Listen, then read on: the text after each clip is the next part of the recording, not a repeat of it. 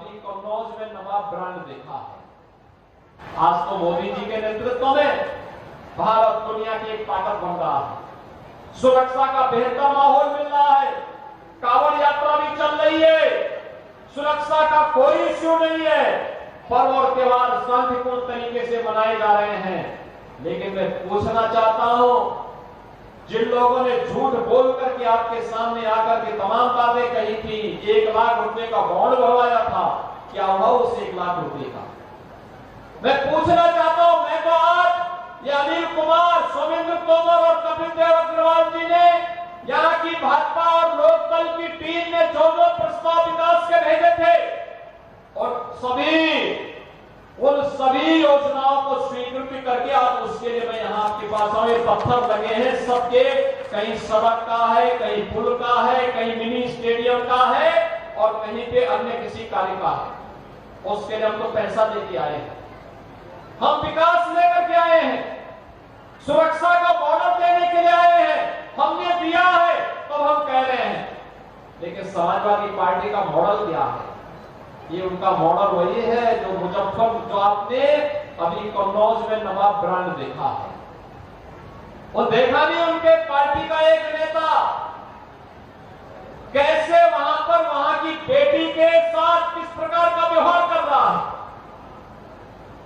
कैसे वहां उनकी पार्टी का नेता मोइन खान अयोध्या में एक निषाद बेटी के साथ किस प्रकार का व्यवहार करता है और कैसे इनके द्वारा लखनऊ में, इनके नेताओं के द्वारा लखनऊ में एक बेटी के साथ दुर्व्यवहार करने का दुस्साहस किया जाता है और जब उस पर कार्रवाई होती है तो समाजवादी पार्टी के मुखिया बड़ी बेशर्मी के साथ उन दुष्कर्मियों के साथ खड़े होते हुए दिखाई देते हैं।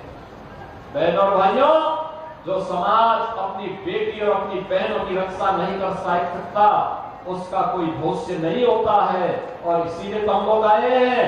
बेटी भी सुरक्षित रहेगी और व्यापारी का सम्मान भी होगा। कोई उस पर आंच नहीं आने दी जाएगी, कोई आंच नहीं आने दी जाएगी। और मैंने जो पहले भी कहा था कि बेटी की सुरक्षा के साथ कोई खिलवाड़ करेगा तो अगले चौराहे पर उसका इंतजार कोई यमराज ही कर रहा होगा, उसके अलावा कोई उसका दूसरा चारा नहीं होगा। बहनों भाइयों, हमने 2 वर्ष का लक्ष्य रखा है। अगले 2 वर्ष में 2 लाख नौजवानों को सरकारी नौकरी देनी है और जिसमें पहली नौकरी की खेप आपको निकल रही है कल से।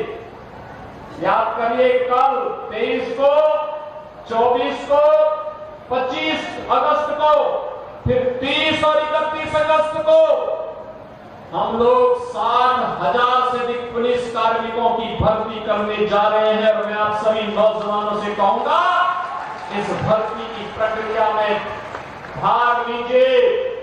कोई माई का लाल आपकी योग्यता पर प्रश्न नहीं खड़ा कर पाएगा। अगर किसी ने खड़ा किया तो उसके लिए उत्तर प्रदेश सरकार ने जेल के रास्ते खोले हुए हैं।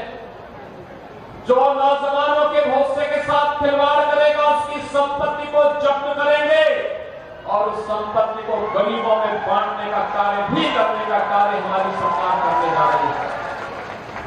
बहनों भाइयों, एक तरफ 2 लाख नौजवानों के लिए नौकरी और दूसरी तरफ याद करिए 2017 के पहले क्या होता था। 2017 के पहले दंगे होते थे, गुंडागर्दी होती थी, न बेटी सुरक्षित थी, न व्यापारी का सम्मान था, न अन्नदाता किसान को योजना का लाभ मिलता था, न किसी प्रकार की कोई योजना का लाभ मिल पाता था।